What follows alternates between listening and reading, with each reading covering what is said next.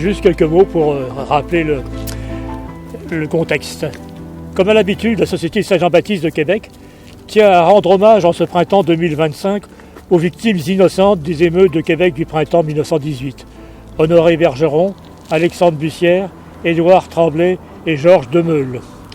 Aujourd'hui, le monument Québec printemps 1918, érigé au coin des rues Bagotte, Saint-Joseph et Saint-Vallier, sur les lieux de la tuerie, rappelle le caractère dramatique des événements survenus il y a un peu plus de 100 ans. Selon ce qu'a révélé l'enquête du coroner, ces victimes n'étaient que de simples citoyens non armés qui passaient par là au mauvais endroit et au mauvais moment. À titre d'exemple, Honoré Bergeron, un menuisier de 49 ans, habitant le quartier de Saint-Sauveur et père de 6 enfants âgés de 10 mois à 19 ans, sort tout simplement pour aller chercher ses enfants.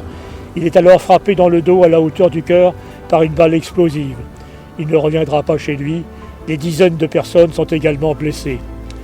Les conclusions à tirer de ces événements tragiques restent les mêmes aujourd'hui que le 21 décembre 1917, lorsque le député de Lotbinière, Joseph-Napoléon Francoeur, déposait sa motion à l'Assemblée législative du Québec en plein débat sur la conscription.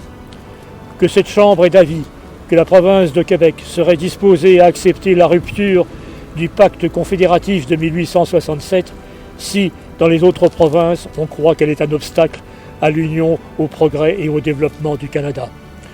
Une minute de silence pour les 4 personnes décédées en 1918.